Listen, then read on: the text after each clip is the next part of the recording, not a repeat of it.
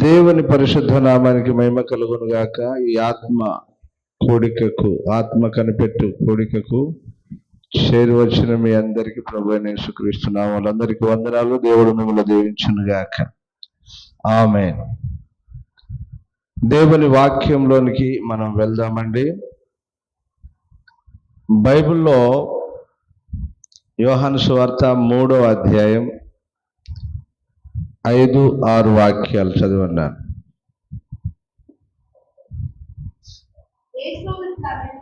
యేసు ఇట్లనెను, ఒకడు నీటి మూలముగాను ఆత్మ మూలముగాను జన్మించితేనే గాని దేవుని రాజ్యంలో ప్రవేశింపలేడని మీతో నిశ్చయముగా చెప్పుచున్నాను. శరీర మూలముగా జన్మించినది శరీరమును, ఆత్మ మూలముగా జన్మించినది ఆత్మయునై ఉన్నది. మీరు క్రొత్తగా జన్మింపవలనని నీతో చెప్పినందుకు ఆశ్చర్యపడవద్దు. విసరును విందువే గాని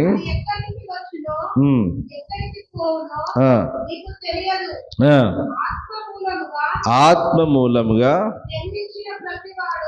జన్మించిన ప్రతివాడు అలాగే ఉన్నాడనను. చాలు.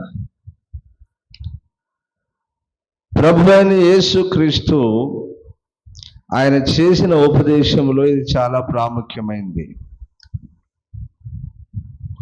యేసు ప్రభు ఒక పెద్ద ఆయనతో అంటున్నాడు, ఇదిగో మీరు నీటి మూలముగాను ఆత్మ మూలముగాను జన్మిస్తేనే తప్ప దేవుని రాజ్యంలో ప్రవేశించలేరు అంటున్నాడు. దేవునికి స్తోత్రం, హల్లెలూయా. ఒకటి, చాలా మంది క్రైస్తవులు ఈ లోకంలో నీటి మూలముగా జన్మిస్తున్నారు, కానీ ఆత్మ మూలముగా జన్మించడం లేదు. నీటి మూలముగా అనగా బాప్తిస్మము ద్వారా. ఎలాగనండి? బాప్తిస్మము ద్వారా వారు జన్మిస్తున్నారు. బాప్తిస్మము ద్వారా జన్మిస్తున్నారు అంటే తండ్రి, కుమార, పరిశుద్ధాత్మ నామములో వారు బాప్తిస్మం పొందుతున్నారు. బాప్తిస్మం పొందుట ద్వారా వాళ్ళు క్రొత్తగా జన్మిస్తున్నారు. అలాగనే రెండవదిగా ఆత్మ మూలముగా కూడా జన్మించాలి. దేవునికి స్తోత్రం, హల్లెలూయా. బాప్తిస్మం పొందిన వారు పరిశుద్ధ ఆత్మ చేత కూడా నింపబడాలి. దేవుని ఆత్మ చేత కడగబడాలి. ఎలాగున కడగబడతాం ఏంటి అని మనం లేఖనాల్లో చూస్తే అనేక సంగతులు దేవుని వాక్యంలో కలవు. దేవుని వాక్యంలో అనేక సంగతులు కలవు. నేను మీకు కొన్ని మాటలను మీకు జ్ఞాపకం చేస్తాను. క్రీస్తు రక్తం చేత కడగబడ్డావు, నీతిమంతుడిగా నీతిమంతురాలుగా తీర్చబడ్డావు. కానీ దేవుని ఆత్మ ద్వారా కూడా కడగబడాలి అన్నది దేవుని ఉపదేశమై ఉన్నది. ఇది చాలా మంది చదువుతారు, వింటారు, కానీ చాలా మంది గ్రహించరు. ఎందుకనంటే వారు ఎలాగన కడగబడుతున్నారు? మొదటి కొరింథీయులకు రాసిన పత్రిక 6వ అధ్యాయం 11వ వాక్యం. మీలో కొందరు అట్టివారై ఉంటిరి గాని ప్రభు అయిన యేసుక్రీస్తు నామమునను మన దేవుని ఆత్మయందును మీరు కడగబడి పరిశుద్ధపరచబడిన వారై నీతిమంతులుగా తీర్చబడుతారు. ఆమేన్. ఇక్కడ కొరింథీయులకు రాసిన పత్రికలో పౌలు మాట్లాడుతూ ఉన్నాడు, మీలో కొందరు అట్టివారై ఉంటది అంటాడు. ఎట్టివారు అనగా బైబిల్లో అక్కడ 9వ వాక్యం నుంచి కానీ మనం చదివినట్లయితే అనేక సంగతులు ఉంటాయి. వారు ఎవరయ్యా అంటే వారు 9వ వాక్యం నుంచి చదివినారా? అన్యాయస్తులు దేవుని రాజ్యమునకు వారసులు కానేరని మీకు తెలియదా? మోసపోకుడి, అది జారులైనను విగ్రహారాధికులైనను వ్యభిచారులైనను ఆడంగి తనము గలవారైనను పురుష సంయోగులైనను దొంగలైనను లోబులైనను త్రాగుబోతులైనను దూషకులైనను దోచుకొని వారైనను దేవుని రాజ్యమునకు వారసులు కానేరరు. చదువు కంటిన్యూ చేయి. ఎట్టివారు అంటే పైన చెప్పబడిన వారు దొంగలు, దోచుకొని వారు, నరహంతకులు, వ్యభిచారులు, జారులు, పాపం చేసిన వారు, అక్రమం చేసిన వారు. ఒకప్పుడు దేవుని నమ్మకమును ఇలాగ బ్రతికారు మీరంతా. అయితే ఇప్పుడు దేవుని దగ్గరికి వచ్చి ఇలాగ అక్రమంలో పాపంలో బ్రతికిన వారందరూ కేవలం నీటి బాప్తీసం పొందుతున్నారు. మేము కడగబడ్డాం, మేము శుద్ధీకరింపబడ్డాం, మేము పరిశుద్ధపరచబడ్డాం, మేము నీతిమంతులం అనే భ్రమను బ్రతుకుతున్నారు. ఒకటి క్రీస్తు రక్తం చేత కడగబడడం మాత్రమే కాదు, క్రీస్తు రక్తం చేత కడగబడడం మాత్రమే కాదు, అక్కడ క్లియర్గా రాయబడింది 6:11లో దేవుని నామమందును ఆయన ఆత్మయందును మీరు కడగబడి అక్రమంలో పాపంలో అన్ని విషయాలు అక్కడ చెప్పబడిన విషయాలు, దొంగవా, దోసుకొని వాడవా, పిచ్చి పనులు చేసినారా, ఏమేం తప్పుడు పనులు చేశారో అక్కడ ఒక లిస్ట్ ఇచ్చాడు. ఆ లిస్ట్లో నువ్వు ఏదైనా చేస్తే అంతేందుకండి, మన ప్రతి మానవుని మీద జన్మ కర్మ పాపం ఉంది. ప్రతి మానవుడు తన పాపాన్ని ఏం చేయాలి? కడుక్కోవాలి. ఎక్కడికి వచ్చి కడుక్కోవాలి? దేవుని యొద్దకు కడుక్కోవచ్చు. ఎలాగైనా కడుక్కోవాలంటే ఒకటి క్రీస్తు రక్తం చేత, రెండవది దేవుని ఆత్మ చేత కడుక్కోవాలి. దేవునికి స్తోత్రం, హల్లెలూయా. ఇలాగ కడగబడిన వారే నీతిమంతులు, పరిశుద్ధులు. దేవుని ఆత్మ చేత కడగబడకపోతే వారు నీతిమంతులే కారు, వారు క్రైస్తవులే కారు, వారు పరిశుద్ధులే కారని దేవుని వాక్యం సెలవిస్తుంది. ఆమేన్, హల్లెలూయా. అదే రోమీయులకు రాసిన పత్రిక 8వ అధ్యాయం 9 వాక్యాలను చదువునారా? దేవుని ఆత్మ మీలో నివసించి ఉన్న ఎడల మీరు ఆత్మ స్వభావం గలవారే గాని కారు. ఎవడైనను క్రీస్తు ఆత్మ లేని వాడైతే వాడు ఆయన వాడు, అనగా వాడు క్రైస్తవుడే కాదు. క్రీస్తు ఆత్మ లేనివాడు వాడు ఆయన వాడు కాదు, అనగా వాడు క్రైస్తవుడే కాదు. దేవునికి స్తోత్రం, హల్లెలూయా. ఒకటి, నువ్వు దేవుని ఆత్మ చేత కడగబడకపోతే నీ జన్మ కర్మ పాపాలు నీ మీద నుంచి తొలగిపోవు. రెండవదిగా, క్రీస్తు ఆత్మను నువ్వు పొందుకోకపోతే నువ్వు క్రైస్తవుడవే కాదు. కానీ చాలా మంది దేవుని ఆత్మను పొందుకోకుండా పొందుకున్నట్లుగా భ్రమలో ఉన్నారు. గమనిస్తే చాలా మంది అనుకుంటారు బాప్తిస్మంలోనే మేము అభిషేకం పొందుతున్నామయ్యా అని అనుకుంటారు. కానీ ప్రభు అయిన యేసుక్రీస్తు ఆయన బాప్తిస్మం పొందిన తర్వాత ఒడ్డుకు వచ్చిన తర్వాత ప్రార్థన చేసినప్పుడు దేవుని ఆత్మ పావురం వలె దిగి వచ్చిందని లేఖనాల్లో రాయబడింది. బాప్తిస్మంలో ఎప్పుడు ఒకవేళ వస్తే రావచ్చు, కానీ బాప్తిస్మంలో ఎప్పుడు పరిశుద్ధాత్మను పొందుకున్నాము అనడం తప్పు. ఎందుకంటే ఇదే పేతురు ప్రసంగించినప్పుడు వారు బాప్తిస్మం పొందక మునిపే పరిశుద్ధాత్మను పొందుకున్నారు. ఆమేన్, హల్లెలూయా. పేతురు ప్రసంగించినప్పుడు ఆయన బాప్తిస్మం లేని వారు ముందే అభిషేకాన్ని పొందుకున్నారు. ఆ తర్వాత పరిశుద్ధాత్మను పొందిన వీరు బాప్తిస్మం పొందకుండా ఎవరు ఆపగలరని దైవజనుడైన పేతురు అక్కడ వారికి బాప్తిస్మం ఇచ్చినట్లుగా మనం లేఖనాల్లో చూస్తాం. అలాగనే పౌలు బాప్తిస్మం ఇచ్చిన తర్వాత స్తోత్రం, హల్లెలూయా. వారు బాప్తిస్మం ఇచ్చిన తర్వాత వారు చేతులుంచినప్పుడు అనేకులు పరిశుద్ధాత్మ పొందినట్లుగా లేఖనాల్లో చూస్తాం. అయితే ప్రాముఖ్యంగా నేర్చుకునే పాఠం ఏంటంటే బిడ్డలారా, ఒకడు నీటి మూలముగా ఆత్మ మూలముగా జన్మిస్తేనే పరలోక రాజ్యంలోనికి వెళ్తారు, లేకపోతే పరలోక రాజ్యంలో ప్రవేశించలేరు. బైబిల్లో మనం చూసినట్లయితే అపోస్తల కార్యాలు 2వ అధ్యాయం 1వ వాక్యం నుంచి మనం చూసినట్లయితే చదువునారా.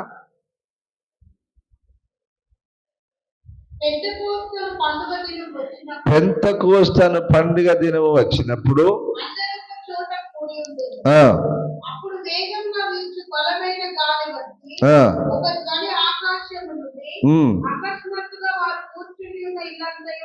నిండెను,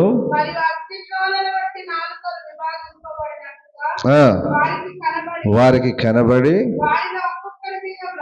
వారిలో ఒక్కొక్కరి మీద వ్రాలగా నిండిన వారై కొలది. ఆమేన్.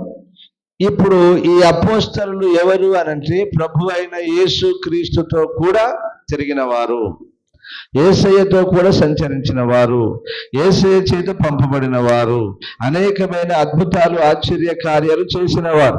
అంతకు మునుపు దేవుని ఆత్మను చేత వారు దేవుని ఆత్మ చేత ముద్రింపబడక మునుపు, నింపబడక మునుపు యేసయ్య నామములో దయ్యాలను వెళ్ళగొట్టి అనేకమైన అద్భుత కార్యాలు ఆశ్చర్య కార్యాలు చేసిన వారు. అయితే ప్రభు అయిన యేసుక్రీస్తు తాను వెళుతున్నప్పుడు అపోస్తలులకు ఏం బోధించారు? ఇదిగో నేను వెళ్తున్నాను కనుక కొడుక మీకు ఆదరణకర్తను పంపిస్తాడని చెప్పాడు. ఆయన చెప్పిన తర్వాత ఏం జరిగిందంటే బిడ్డలారా, కొన్ని దినాలు మీరు కనిపెట్టండి అన్నాడు. మీరు 1వ అధ్యాయంలో మనం గమనించినట్లయితే ఇంచుమించు 120 మంది అపోస్తలులు, అలాగనే యేసు ప్రభు తల్లి అయిన మరియ కూడా వారితో పాటు ఒక మేడ గదిలో కనిపెట్టింది. తండ్రి వలన మీరు వినినటువంటి వాగ్దానం పొందుకునేంత వరకు యెరూషలేము నుంచి వెళ్ళక అన్నాడు. అంటే సేవకే వెళ్ళొద్దన్నాడు, సేవకు వెళ్ళొద్దని యేసు ప్రభు వారిని కనిపెట్టమని, పరిశుద్ధాత్మాభిషేకం పొందుకునే దాకా ఎవ్వరు వెళ్ళొద్దని వారికి ఖచ్చితంగా ఆజ్ఞాపించి వెళ్ళాడు. వారు అలాగనే వారు కనిపెట్టి 10 రోజులు కనిపెట్టి వారు ప్రార్థన చేసినప్పుడు దేవుడు తన ఆత్మ చేత వారిని నింపాడు.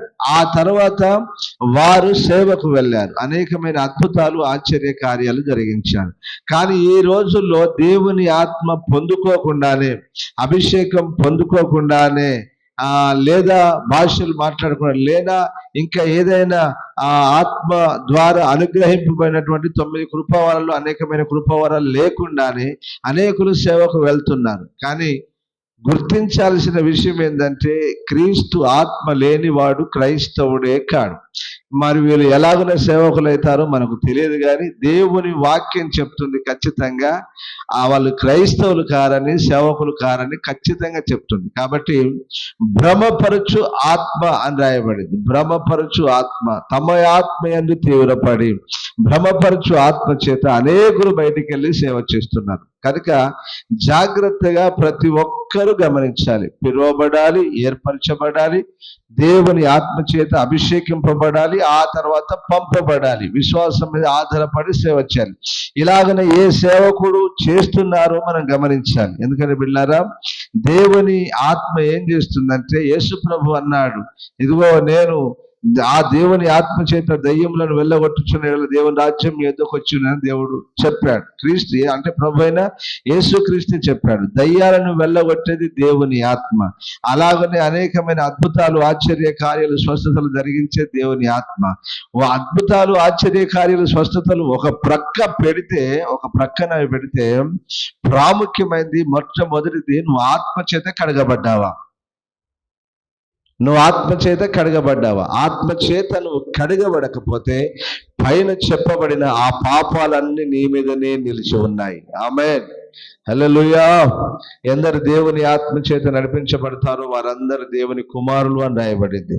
కాబట్టి ఈ లోకంలో ప్రతి క్రైస్తవులు ఏం చేయాలంటే బిడ్డలారా, దేవుని ఆత్మ చేత కడగబడాలి, దేవుని ఆత్మ చేత కడగబడాలి, దేవుని ఆత్మ చేత ముద్రింపబడాలి. దేవుని ఆత్మను ప్రతి ఒక్కరూ పొందుకోవాలి. దేవుని ఆత్మను పొందుకొనుటకు సూచన ఏంటి? ఇతడు దేవుని ఆత్మ కలిగిన వాడు అనుటకు సూచన ఏంటి అంటే అనేక సూచనలు ఉన్నాయి బైబిల్లో, అనేక సూచనలు ఉన్నాయి. 1 కొరింథీ 14వ అధ్యాయం చదివినారా? 1 కొరింథీ 14వ అధ్యాయం ఎన్నో వాక్యం అది?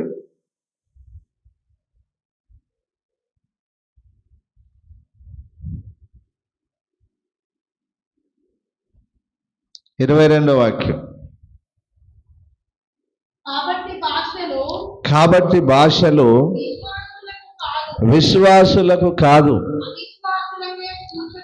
సూచన, ఒక సూచన, సూచకమై ఉన్నవి.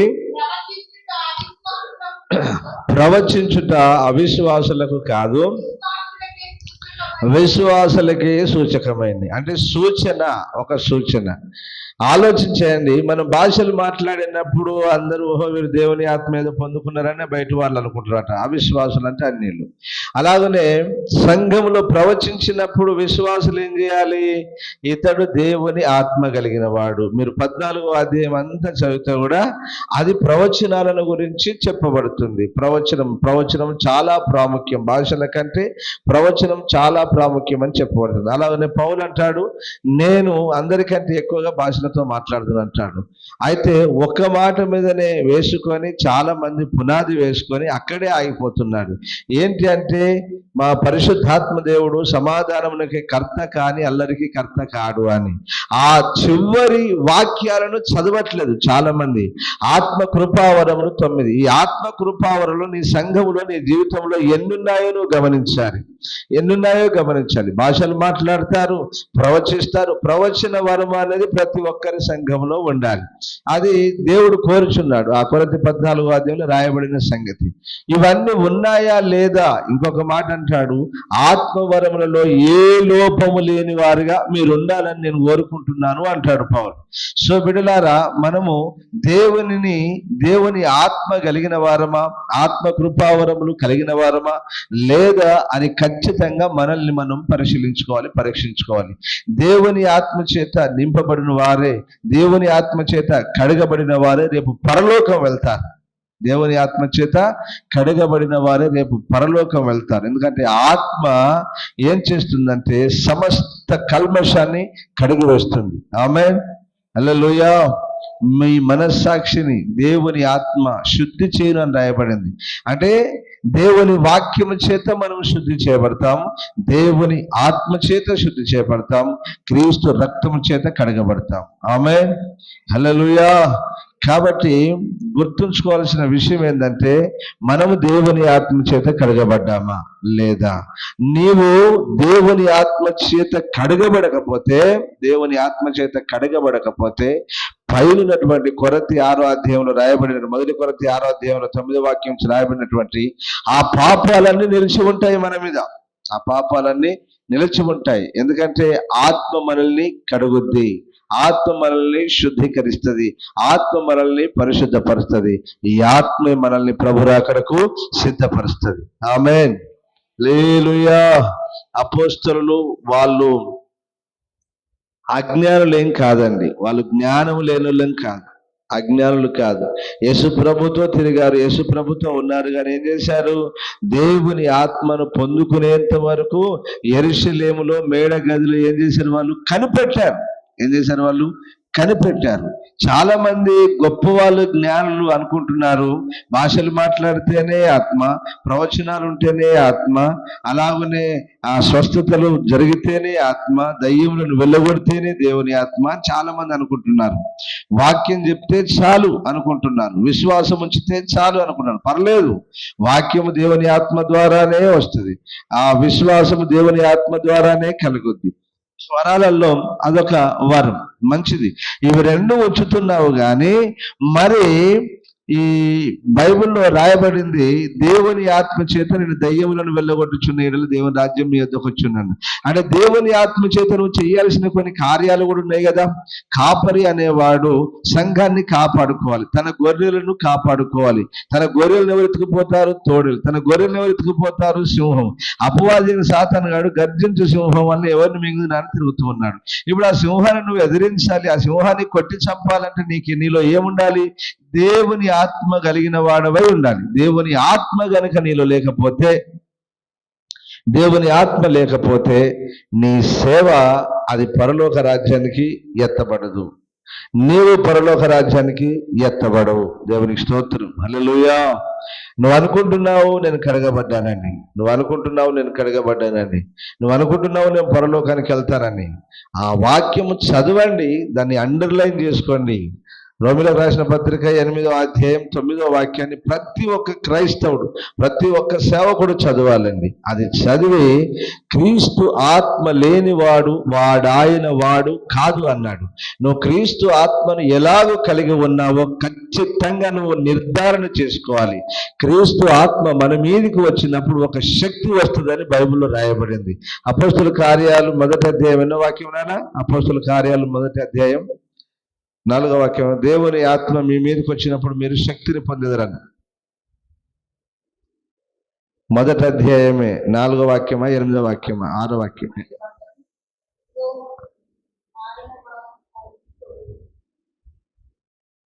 ఎంతసేపు దొరుకుతారా? దేవుని ఆత్మ మీ మీదకి వచ్చినప్పుడు మీరు శక్తిని పొందేదరంటే వాక్యం. కాబట్టి వారు 8 అది ఆయనను పరిశుద్ధాత్మ మీ మీదికి వచ్చినప్పుడు మీరు శక్తి నందుదరు గనుక యెరూషలేములోను యూదయ సమరయ దేశముల యందంతటా ఆమేన్. హల్లెలూయా. ఇప్పుడు దేవుని ఆత్మ మన మీదకి వచ్చినప్పుడు ఏం జరుగుతుందంటే ఒక శక్తిని పొందుకుంటాం, ఒక శక్తిని ఒక బలాన్ని పొందుకుంటాం. సో దేవుని ఆత్మ ఎవరినైతే నింపుద్దో, అపోస్తుల కార్యాలు అంతా చదవండి, అపోస్తుల కార్యాలు అంతా చదవండి. వారు చేసిన అద్భుతాలు, వారు చేసిన ఆశ్చర్య కార్యాలు, వారు మాట్లాడిన భాషలు, వారు మాట్లాడిన విధానం అంతా చదవండి. ఖచ్చితంగా మీకు తేలేది ఏంటంటే, ఎప్పుడైతే దేవుని ఆత్మ కొరకు సేవకులు ప్రార్థించారో ప్రతి ఒక్కరు దేవుని ఆత్మ చేత నింపబడిన వారై భాషలు మాట్లాడారు. భాషలు మాట్లాడుతున్నప్పుడు కొందరికి ఎలాగ అనిపించిందంటే కొత్త మద్యము తాగారు, లేదా మందు తాగారు, వీళ్ళేదో మాట్లాడుతున్నారు పిచ్చోళ్ళకి కేకలేస్తున్నారని అందరూ అపహాస్యం చేశారట. అదే రీతిగా ఇప్పుడు నేడున్న ప్రజల్లో కూడా దేవుని ఆత్మచేత నింపబడి భాషలు మాట్లాడుతున్న వారిని హేళన చేస్తున్నారు, అవమానపరుస్తున్నారు. క్లియర్ గా రాయబడింది, ఆత్మను ఆర్పకుడి అని అంటాడు. అలాగనే ఇంకొక చోట అంటాడు, ఇదిగో మనుష్య కుమారునికి విరోధంగా మాట్లాడితే పాప క్షమాపణ ఉంటుంది, కానీ పరిశుద్ధాత్మకు విరోధంగా మాట్లాడితే ఏ యుగమందైనా రాబో యుగమందు మీకు పాప క్షమాపణ ఉండదు అని దేవుని వాక్యం సెలవిస్తుంది. కాబట్టి ఎవరు భాషలతో మాట్లాడిన వారిని, ఆత్మచేత నింపి అద్భుతాలు చేస్తున్న వారిని ఎవరు అవమానపరచకుండా, దూషించకుండా, తిరస్కరించకుండా ఉంటే బాగుంటుందని ప్రభు పేరట నేను తెలియజేస్తున్నాను. కాబట్టి నా ప్రియమైనటువంటి దేవుని బిడ్డలారా, అలాగనే తోటి సహోదరులారా, సేవకులారా, నీవు ఆత్మను పొందుకున్నావా లేదా అనే సత్యాన్ని ఖచ్చితంగా మీరు తెలుసుకోవాలి. మీరు గనక దేవుని ఆత్మ చేత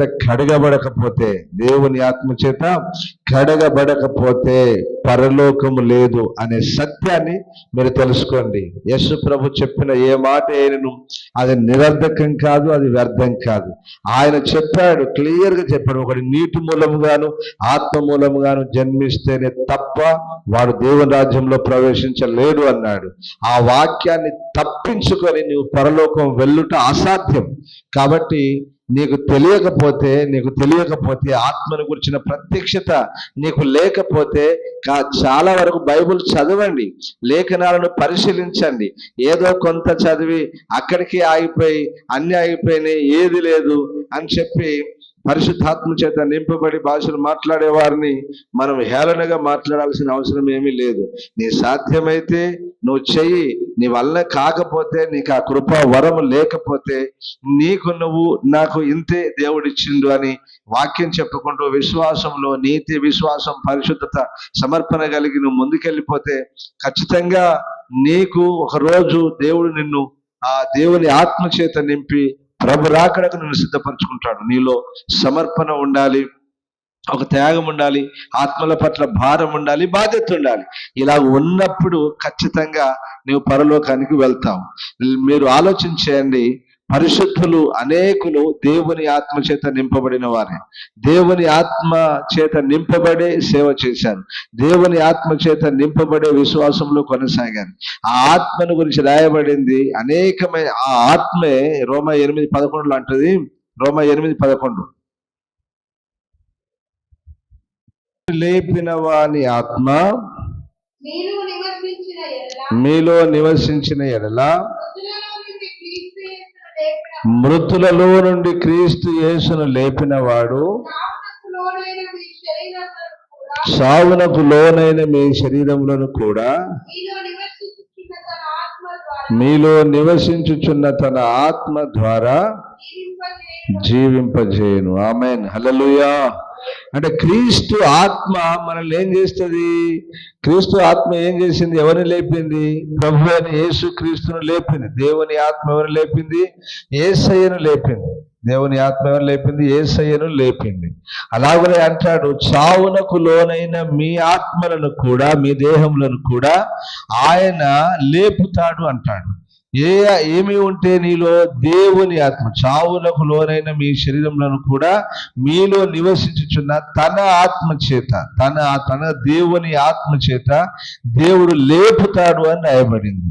అంటే నువ్వు పరలోకం వెళ్ళాలి, మృతుల పునరుత్థానంలో నువ్వు పాలు పొందాలి, నువ్వు మృతుల పునరుత్థానంలో తిరిగి లేపబడాలి అంటే ఖచ్చితంగా నువ్వేం చేయాలంటే దేవుని ఆత్మను పొందుకోవాలి. ఆమేన్, హల్లెలూయా. దేవుని ఆత్మ లేకపోతే ఖచ్చితంగా నువ్వు ఎత్తబడలేవు, పరలోక రాజ్యానికి వెళ్ళలేవు.